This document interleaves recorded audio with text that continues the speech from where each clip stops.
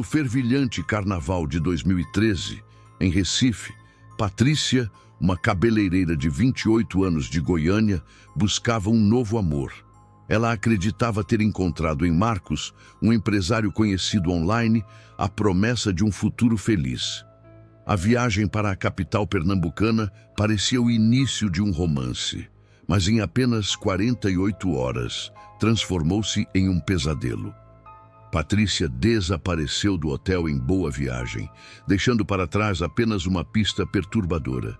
Um pedaço de fita adesiva com fios de cabelo descartado na lixeira do quarto. Por dias, sua família viveu a agonia da incerteza. A polícia iniciou uma busca frenética, desvendando segredos obscuros e mentiras que mudariam para sempre o destino de Patrícia. Esta é a história do encontro virtual que terminou em tragédia, revelando uma face sombria escondida atrás das máscaras do carnaval. Se você gosta desse tipo de conteúdo, diga-nos de onde está assistindo e inscreva-se no canal para acompanhar nossos vídeos diários. Patrícia Lopes tinha 28 anos e trabalhava como cabeleireira em Goiânia. Colegas e clientes a descreviam como simpática e dedicada. Gostava de ler romances e sonhava em abrir seu próprio salão. Um relacionamento conturbado havia terminado recentemente. A separação a deixou abalada, mas também com a vontade de recomeçar. Buscando novas conexões, Patrícia criou um perfil em uma rede social. Foi lá que conheceu Marcos. Ele se apresentava como empresário, dono de uma rede de hotéis no Nordeste. Demonstrava interesse nos hobbies de Patrícia, elogiava suas fotos e fazia promessas de um futuro juntos. As conversas online eram frequentes, cheias de elogios e planos para viagens e passeios românticos. Marcos falava em casamento e uma vida estável. A atenção constante e as palavras carinhosas preencheram o vazio deixado pelo antigo relacionamento. Patrícia se sentia especial e acreditava ter encontrado o homem dos seus sonhos. A promessa de um novo amor reacendeu a esperança em seu coração. Fevereiro de 2013. Recife fervilhava com a energia do carnaval. Turistas lotavam as ruas, embalados pela música e pela atmosfera festiva. Patrícia decidiu aceitar o convite de Marcos para passar o feriado prolongado na cidade. A viagem representaria o primeiro encontro presencial do casal. Ela estava ansiosa, animada com a perspectiva de finalmente conhecer o homem que havia conquistado seu coração virtualmente. As expectativas eram altas. Imaginava dias ensolarados na praia, jantares românticos e passeios pela cidade histórica. Joana, sua melhor amiga, decidiu acompanhá-la no início da viagem. As duas compartilharam a empolgação dos preparativos, escolhendo roupas e planejando atividades para os primeiros dias. Joana, porém, nutria certa desconfiança em relação a Marcos. A amiga nunca havia visto o rosto do suposto empresário, apenas fotos enviadas por Patrícia. A insistência de Marcos para que o encontro acontecesse em Recife, longe dos amigos e familiares de Patrícia, também a deixava apreensiva. Apesar das ressalvas de Joana, Patrícia estava decidida a seguir em frente. A promessa de um novo amor falava mais alto que qualquer receio. O voo para Recife transcorreu sem intercorrências. Ao desembarcar, Patrícia sentiu a vibração contagiante da cidade. O calor, as cores, a música, tudo contribuía para aumentar sua expectativa. Mal podia esperar para encontrar Marcos e iniciar o que acreditava ser um novo capítulo em sua vida. Marcos aguardava Patrícia e Joana no aeroporto. Ele era diferente das fotos. Mais baixo, mais magro. O sorriso, porém, era o mesmo. Largo, charmoso. Cumprimentou as duas com um abraço e as conduziu até um carro alugado. O hotel ficava em Boa Viagem, próximo à praia. O quarto era confortável, com vista para o mar. Nos 2 primeiros dias, Marcos se dedicou integralmente a Patrícia e Joana. Passeios pela cidade, almoços em restaurantes sofisticados, presentes. Ele demonstrava ser atencioso e gentil. Joana, entretanto, percebeu algumas contradições. Marcos evitava falar sobre sua vida profissional. Mudava de assunto quando questionado sobre seus negócios. Seus telefonemas eram curtos, sussurrados. Ele nunca atendia na presença das duas. Outro detalhe chamou a atenção de Joana.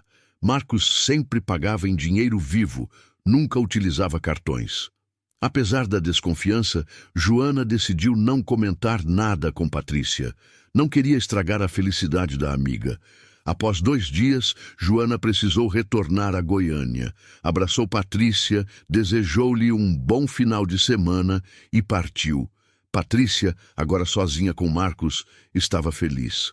Acreditava que finalmente encontraria a felicidade que tanto procurava.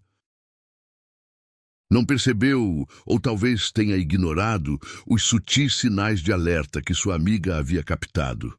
A partir daquele momento, a comunicação de Patrícia com a família e amigos diminuiu drasticamente. As mensagens se tornaram esporádicas, as ligações raras. A alegria inicial deu lugar a uma preocupação crescente. Ninguém sabia exatamente o que estava acontecendo com Patrícia no Recife. As 48 horas seguintes seriam decisivas. 2 dias após a partida de Joana, Patrícia não apareceu para o café da manhã. Marcos também não estava no hotel. A camareira bateu na porta do quarto 704, mas não obteve resposta. Usando a chave mestra, abriu a porta. O quarto estava vazio. A cama desarrumada.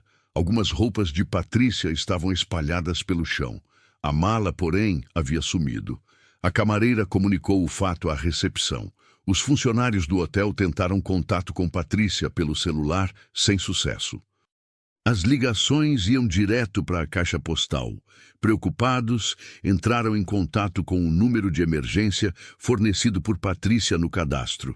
A ligação foi atendida por Dona Celeste, mãe de Patrícia, em Goiânia. A notícia do desaparecimento caiu como uma bomba. Dona Celeste entrou em desespero. Imediatamente comunicou o fato à polícia de Goiânia, que por sua vez entrou em contato com as autoridades em Recife. A delegada Renata, da Polícia Civil de Pernambuco, assumiu o caso. Comandando uma equipe de investigadores, a delegada iniciou a busca por Patrícia. O desaparecimento repentino, em plena festa de carnaval, acendeu o alerta das autoridades. A primeira medida foi solicitar as imagens das câmeras de segurança do hotel. As gravações mostravam Patrícia e Marcos entrando no hotel 2 dias antes, mas não registravam a saída de nenhum dos dois. A delegada Renata determinou uma busca minuciosa no quarto 704, em busca de pistas que pudessem ajudar a desvendar o mistério do desaparecimento de Patrícia. O tempo era crucial. Cada minuto perdido poderia diminuir as chances de encontrar a cabeleireira com vida. A atmosfera festiva do carnaval contrastava com a angústia e a apreensão que tomavam conta da família de Patrícia e da equipe de investigação. O desaparecimento da jovem lançava uma sombra sobre a alegria do feriado, transformando a promessa de um novo amor em um pesadelo real. A equipe da delegada Renata entrou no quarto 704. A porta foi aberta com cuidado. O ambiente estava silencioso. A luz do sol da tarde entrava pela janela, iluminando a bagunça deixada para trás. Roupas jogadas no chão, a cama desarrumada, uma escova de cabelo sobre a mesa de cabeceira, a televisão desligada. A delegada observou cada detalhe. Seus olhos percorreram o quarto, buscando qualquer sinal, qualquer pista que pudesse indicar o paradeiro de Patrícia. Os investigadores começaram a trabalhar. Fotografaram o ambiente, recolheram impressões digitais, analisaram cada objeto, abriram gavetas, armários, procuraram embaixo da cama, atrás dos móveis. Nada parecia fora do lugar, exceto pela ausência da mala de Patrícia. Um investigador examinou o banheiro. Nenhum sinal de luta, apenas alguns produtos de higiene pessoal sobre a pia. Outro policial verificou a varanda. A vista para o mar era deslumbrante, mas não oferecia nenhuma pista. A busca continuou. Um dos policiais se aproximou da lixeira, localizada ao lado da porta do banheiro. Agachou-se e começou a revirar o conteúdo. Papéis amassados, embalagens vazias, restos de comida. De repente, sua mão parou. Ele puxou um pequeno objeto do meio do lixo, um pedaço de fita adesiva, com alguns fios de cabelo presos. A descoberta mudou o rumo da investigação. A fita adesiva foi cuidadosamente recolhida e colocada em um saco plástico lacrado. Seria enviada para a análise pericial. O Dr. Almeida, perito criminal, foi chamado ao local. Examinou a fita adesiva com atenção. Os fios de cabelo eram longos, castanhos claros, semelhantes aos de Patrícia. A fita parecia ter sido usada recentemente. Dr. Almeida suspeitava que Patrícia pudesse ter sido rendida dentro do próprio quarto. A fita adesiva, com os fios de cabelo, era a primeira evidência concreta de que algo de errado havia acontecido ali. A busca no quarto 704 havia terminado, mas a investigação estava apenas começando. A pista encontrada na lixeira era a ponta do fio que a delegada Renata precisava para desvendar o mistério do desaparecimento de Patrícia. O pedaço de fita adesiva, recuperado da lixeira do quarto 704, chegou ao laboratório de perícia. Dr. Almeida, perito criminal com anos de experiência, assumiu a análise. A fita, de cor cinza, media aproximadamente 5 centímetros de comprimento. Presos a ela estavam vários fios de cabelo, longos, castanho-claros, aparentemente humanos. A primeira etapa da análise consistiu em fotografar a fita, documentando seu estado e a posição dos fios de cabelo. Em seguida, Dr. Almeida utilizou um microscópio para examinar a fita e os fios com mais detalhes. A análise microscópica revelou que os fios de cabelo apresentavam características compatíveis com os cabelos de Patrícia Lopes: cor, textura, espessura. A raiz dos fios estava presente, indicando que foram arrancados com força. A fita adesiva apresentava marcas de dedos. Dr. Almeida coletou essas impressões digitais para posterior comparação com as digitais de Patrícia e de Marcos. O próximo passo foi submeter os fios de cabelo a um exame de DNA. O material genético extraído dos fios seria comparado com o DNA de Dona Celeste, mãe de Patrícia, para confirmar a identidade. Enquanto aguardava o resultado do exame de DNA, Dr. Almeida analisou a fita adesiva em busca de outras pistas. Utilizando reagentes químicos, ele conseguiu identificar traços de sangue na fita. A quantidade era mínima, mas suficiente para ser analisada. O sangue também seria submetido a um teste de DNA. A análise da fita adesiva, conduzida por Dr. Almeida, reforçava a suspeita de que Patrícia havia sido rendida dentro do quarto de hotel. A presença dos fios de cabelo arrancados com força e os traços de sangue indicavam um possível cenário de violência. A fita adesiva, descartada na lixeira, se tornava um vestígio crucial na investigação do desaparecimento de Patrícia Lopes. A espera pelo resultado dos exames de DNA era angustiante, mas a equipe de investigação estava confiante de que a ciência ajudaria a desvendar o mistério e a levar os responsáveis à justiça. Paralelamente à análise da fita adesiva, a delegada Renata aprofundou a investigação sobre a vida de Marcos. A história do empresário bem-sucedido, dono de uma rede de hotéis, começou a ruir. A polícia descobriu que Marcos não possuía nenhum hotel em seu nome. O carro que ele utilizava era alugado. O endereço que ele forneceu a Patrícia era falso. Consultando os registros policiais, a delegada descobriu que Marcos já havia sido investigado por tráfico de pessoas na região Nordeste. Em 2011, ele foi detido para averiguações, suspeito de envolvimento no desaparecimento de 2 jovens turistas em Fortaleza. Na época, as investigações não avançaram por falta de provas. Marcos foi liberado, mas seu nome permaneceu nos arquivos da polícia. A descoberta do histórico criminal de Marcos mudou completamente o foco da investigação. A hipótese de um encontro amoroso, que terminou em tragédia, cedeu lugar à suspeita de um crime premeditado, possivelmente ligado a uma rede de tráfico humano. A delegada Renata solicitou a quebra do sigilo telefônico de Marcos. A análise das ligações revelou contatos frequentes com números de outros estados, principalmente da região norte do país. As conversas eram curtas, codificadas. A polícia suspeitava que Marcos estivesse se comunicando com outros membros da suposta rede de tráfico. A verdadeira identidade de Marcos começava a ser desvendada. O charmoso empresário que havia conquistado Patrícia no mundo virtual era, na verdade, um criminoso experiente, com um passado obscuro e ligações perigosas. A máscara havia caído. A polícia agora tinha um novo desafio: encontrar Patrícia e desmantelar a rede criminosa que operava na região, explorando a vulnerabilidade de jovens mulheres em busca de amor e felicidade. Dona Celeste recebeu a notícia do desaparecimento da filha por telefone. A ligação do hotel em Recife a deixou em estado de choque. Patrícia, sua filha caçula, estava desaparecida. A alegria do carnaval se transformou em desespero. A casa em Goiânia, antes cheia de vida, agora era um lugar de silêncio e angústia.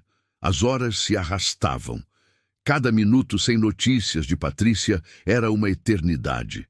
Dona Celeste tentava se manter forte, mas a incerteza a corroía por dentro. Ligava para o celular da filha incessantemente, mas as chamadas iam direto para a caixa postal. A cada toque sem resposta, a esperança diminuía. A família se reunia em torno de Dona Celeste, tentando confortá-la. Mas as palavras de consolo pareciam vazias diante da dor da mãe. A angústia aumentava a cada nova informação, ou melhor, a cada falta de informação. A polícia de Recife mantinha contato com a família, informando sobre o andamento das investigações, mas as notícias não eram animadoras. Dona Celeste decidiu viajar para Recife. Precisava estar perto, participar das buscas, fazer alguma coisa para encontrar sua filha. A viagem foi longa e dolorosa. A cada quilômetro percorrido, a ansiedade aumentava. Ao chegar em Recife, Dona Celeste se dirigiu diretamente à delegacia. Encontrou-se com a delegada Renata, que lhe explicou os detalhes da investigação. A descoberta da fita adesiva, o histórico criminal de Marcos, tudo apontava para um cenário sombrio. Dona Celeste ouviu atentamente, mas seu coração se recusava a acreditar no pior. Ainda tinha esperança de encontrar Patrícia com vida. A delegada a levou para o hotel onde Patrícia estava hospedada. Dona Celeste entrou no quarto 704. O ambiente vazio, a cama desarrumada, as roupas espalhadas pelo chão. A cena era dilacerante. A mãe tocou nas roupas da filha, sentindo o perfume familiar. As lágrimas rolavam pelo seu rosto. A cada objeto que via, a dor se intensificava. Dona Celeste passou os dias seguintes acompanhando as buscas. Distribuiu fotos de Patrícia, conversou com moradores, percorreu as ruas da cidade na esperança de encontrar alguma pista. A angústia da espera era insuportável. A cada dia que passava, a esperança diminuía. Mas Dona Celeste se recusava a desistir. Seu amor de mãe a impulsionava a continuar lutando, a procurar por sua filha até o último momento. A busca por Patrícia se tornava uma corrida contra o tempo, uma luta desesperada contra a incerteza e o medo. A equipe de investigação, liderada pela delegada Renata, concentrou seus esforços na busca por evidências digitais. O celular de Patrícia foi encontrado no quarto de hotel, abandonado sobre a mesa de cabeceira. O aparelho estava bloqueado, mas a polícia conseguiu acesso ao conteúdo após obter a autorização judicial. A análise do celular revelou poucas informações. As últimas mensagens trocadas por Patrícia eram com sua mãe e com Joana. Não havia nenhuma mensagem de Marcos. O histórico de chamadas também foi apagado. A polícia suspeitou que Marcos tivesse apagado as mensagens e o histórico de chamadas antes de deixar o hotel. A perícia, no entanto, conseguiu recuperar alguns dados apagados. Foram encontradas fotos de Patrícia e Marcos juntos, tiradas nos primeiros dias da viagem. As fotos mostravam o casal sorridente, aparentemente feliz, mas uma foto, em particular, chamou a atenção da polícia. A imagem, tirada no quarto do hotel, mostrava Patrícia com uma expressão de medo. A foto foi tirada à noite, pouco antes do desaparecimento. A polícia suspeitou que a foto pudesse ter sido tirada sob coação. Além do celular, a polícia também analisou os registros de acesso do hotel. As imagens das câmeras de segurança mostravam Marcos entrando e saindo do hotel várias vezes nos dias que antecederam o desaparecimento de Patrícia. Em uma das gravações, Marcos foi visto carregando uma mala grande, semelhante à mala de Patrícia. A polícia também coletou impressões digitais em diversos objetos no quarto de hotel: maçanetas, copos, torneiras. As digitais foram comparadas com as digitais de Patrícia e de Marcos, encontradas nos arquivos da polícia. A comparação confirmou a presença de Marcos no quarto. As digitais de Patrícia também foram encontradas em diversos objetos, confirmando que ela esteve no local. A análise das evidências digitais, combinada com as demais provas coletadas, reforçava a suspeita contra Marcos. O celular de Patrícia, as imagens das câmeras de segurança e as impressões digitais formavam um conjunto de provas que colocavam Marcos na cena do crime. A polícia agora tinha evidências suficientes para solicitar um mandado de prisão contra o suspeito. Uma semana após o desaparecimento de Patrícia, a esperança de encontrá-la com vida se esvaía a cada hora. As buscas continuavam, mas sem resultados. A polícia vasculhava a cidade, seguindo todas as pistas, por mais tênues que fossem. Dona Celeste, a mãe de Patrícia, permanecia em Recife, acompanhando de perto o trabalho da polícia. Sua força e fé eram testadas a cada minuto. Na manhã do 7º dia, uma ligação anônima para a delegacia mudou tudo.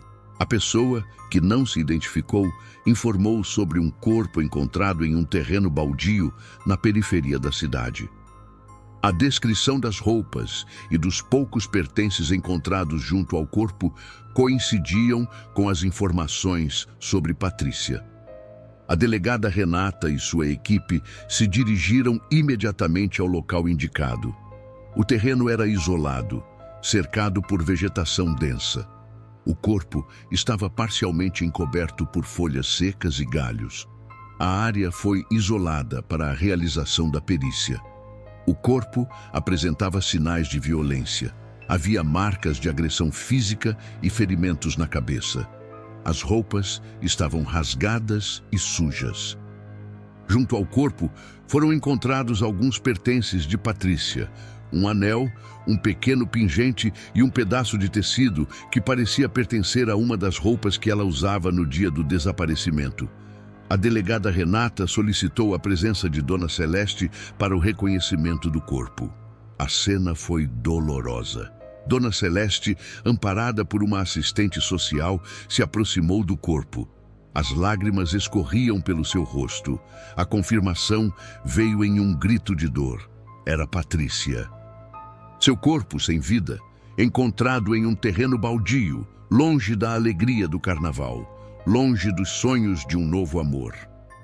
A descoberta do corpo marcou o fim de uma semana de angústia e terror. A esperança havia se transformado em luto. A busca por Patrícia havia terminado, mas a busca por justiça estava apenas começando. As amostras de sangue e fios de cabelo, coletadas do pedaço de fita adesiva encontrado no quarto de hotel e do corpo encontrado no terreno baldio, chegaram ao laboratório de genética forense. O objetivo era claro: comparar o DNA presente nessas amostras com o DNA de Dona Celeste, mãe de Patrícia, para confirmar a identidade do corpo e estabelecer a ligação entre os vestígios encontrados no quarto e a vítima. O processo de análise de DNA é complexo e requer precisão. Primeiramente, o DNA é extraído das amostras. Em seguida, regiões específicas do DNA são amplificadas, utilizando a técnica de PCR, reação em cadeia da polimerase. Essas regiões, altamente variáveis entre indivíduos, são conhecidas como marcadores genéticos. Após a amplificação, os marcadores genéticos são analisados e comparados. No caso da amostra de sangue encontrada na fita adesiva, o perfil genético obtido foi comparado com o perfil genético de Dona Celeste. O resultado foi positivo. O DNA presente no sangue era compatível com o DNA da mãe de Patrícia, indicando que o sangue pertencia à vítima. A mesma análise foi realizada com os fios de cabelo encontrados na fita. Novamente, o resultado foi positivo. O DNA dos fios de cabelo era compatível com o DNA de Dona Celeste, confirmando que os fios pertenciam a Patrícia. Finalmente, o DNA extraído do corpo encontrado no terreno baldio foi comparado com o DNA de Dona Celeste. A compatibilidade foi confirmada. O corpo era de Patrícia Lopes. A comparação de DNA forneceu a prova final que a investigação precisava. O sangue e os fios de cabelo encontrados na fita adesiva pertenciam a Patrícia. O corpo encontrado no terreno baldio também era dela. A ligação entre os vestígios encontrados no quarto de hotel e a vítima estava comprovada. A ciência, através da análise de DNA, havia falado. A evidência era irrefutável. A fita adesiva, um pequeno objeto descartado na lixeira, se tornou a peça-chave que conectou Marcos ao assassinato de Patrícia. Com o mandado de prisão em mãos, a delegada Renata iniciou os preparativos para a captura de Marcos. A operação foi planejada com cuidado, visando garantir a segurança da equipe e a prisão do suspeito sem incidentes. O endereço obtido através da quebra do sigilo telefônico de Marcos levava a uma casa simples, localizada em um bairro periférico de Recife. A residência estava sob vigilância há alguns dias. Os policiais observaram a movimentação na casa, anotando horários de entrada e saída, identificando possíveis cúmplices. Na madrugada do 10º dia após o desaparecimento de Patrícia, a equipe da delegada Renata cercou a casa. O local estava em silêncio, as luzes apagadas, a rua deserta. A operação teve início. Os policiais invadiram a casa, utilizando equipamentos de proteção e armas não letais. Marcos foi encontrado dormindo em um dos quartos. Surpreso com a invasão, não esboçou reação. Foi algemado e conduzido para fora da casa. Durante a revista na residência, a polícia encontrou documentos falsos, dinheiro em espécie e um celular com o mesmo número que Marcos utilizava para se comunicar com Patrícia. O aparelho foi apreendido para análise pericial.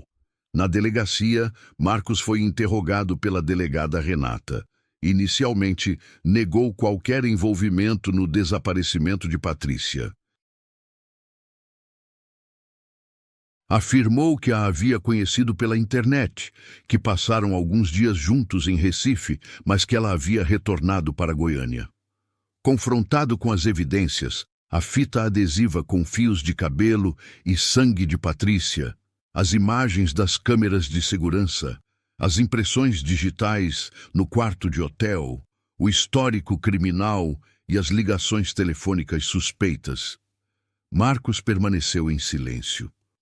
A delegada apresentou a ele as fotos encontradas no celular de Patrícia, incluindo a foto em que ela aparecia com uma expressão de medo. Questionado sobre a foto, Marcos desviou o olhar. Não respondeu. A prisão de Marcos foi um passo importante na busca por justiça para Patrícia. A polícia havia capturado o principal suspeito do crime. As evidências eram fortes. O próximo passo seria o julgamento, onde Marcos teria que responder pelos seus atos. A luta de Dona Celeste por justiça para sua filha estava longe de terminar, mas a prisão de Marcos representava uma vitória, uma pequena luz no fim de um túnel de dor e sofrimento. O julgamento de Marcos aconteceu 2 anos após o assassinato de Patrícia. A expectativa era grande. A imprensa acompanhava o caso de perto, assim como a população de Goiânia e Recife, cidades impactadas pela tragédia.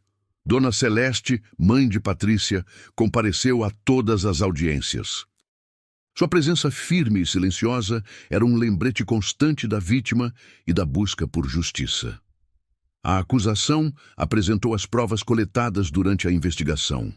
A fita adesiva com fios de cabelo e sangue de Patrícia, as imagens das câmeras de segurança do hotel, as impressões digitais, o histórico criminal de Marcos, as ligações telefônicas suspeitas e as fotos encontradas no celular da vítima. Joana, amiga de Patrícia, prestou depoimento. Relatou a viagem a Recife, o encontro com Marcos, as contradições em seu comportamento e a preocupação que sentiu ao deixar Patrícia sozinha com ele. Dr. Almeida, o perito criminal, explicou detalhadamente a análise da fita adesiva e a importância dos fios de cabelo e do sangue como evidências. Confirmou a compatibilidade do DNA encontrado na fita com o DNA de Patrícia. A defesa de Marcos tentou desqualificar as provas, alegando que elas não eram suficientes para comprovar a autoria do crime.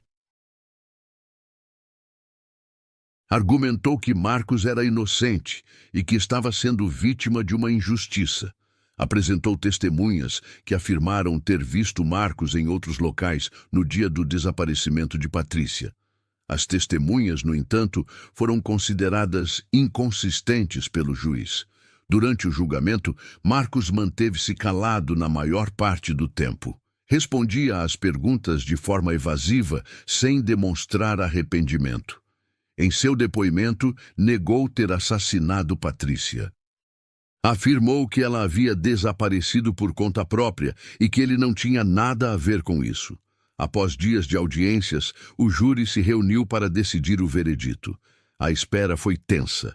Dona Celeste, com o olhar fixo na porta do tribunal, aguardava a decisão que selaria o destino de Marcos. O júri retornou à sala e anunciou o veredito: culpado. Marcos foi condenado à pena máxima por homicídio qualificado e ocultação de cadáver. A sentença foi recebida com aplausos no tribunal.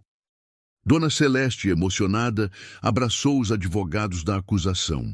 A justiça havia sido feita. A condenação de Marcos não traria Patrícia de volta, mas representava uma vitória na luta contra a impunidade.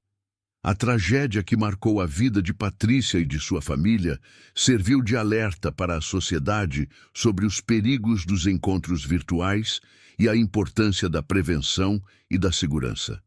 A justiça, embora tardia, prevaleceu. O caso de Patrícia Lopes se tornou um símbolo da luta contra a violência e um lembrete de que a verdade, por mais obscura que seja, sempre vem à tona.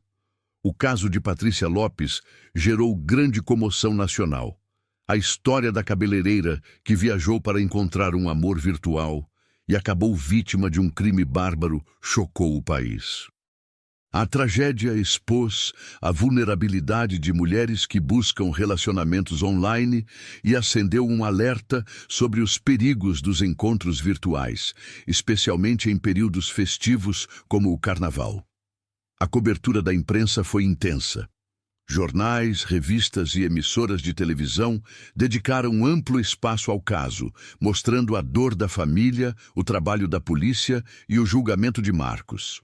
A comoção pública levou à criação de campanhas de prevenção e segurança em encontros virtuais. Organizações não governamentais e órgãos públicos uniram-se para alertar sobre os riscos e orientar sobre como se proteger. Foram criados cartilhas, vídeos e palestras com dicas de segurança para quem busca relacionamentos online. As campanhas enfatizavam a importância de verificar a identidade da pessoa com quem se está conversando, de evitar compartilhar informações pessoais e de marcar o primeiro encontro em locais públicos e movimentados. O caso de Patrícia também impulsionou a criação de grupos de apoio a vítimas de violência virtual. Esses grupos oferecem suporte psicológico e jurídico, além de promoverem a troca de experiências e a conscientização sobre o tema. As redes sociais se tornaram importantes canais de denúncia e compartilhamento de informações sobre casos de violência contra a mulher. Hashtags como Justiça para Patrícia e Essa não será esquecida foram utilizadas para mobilizar a sociedade e pressionar as autoridades por justiça. O legado de Patrícia Lopes transcendeu a dor da tragédia. Seu caso se tornou um marco na luta contra a violência virtual e um símbolo da importância da prevenção e da segurança nos relacionamentos online.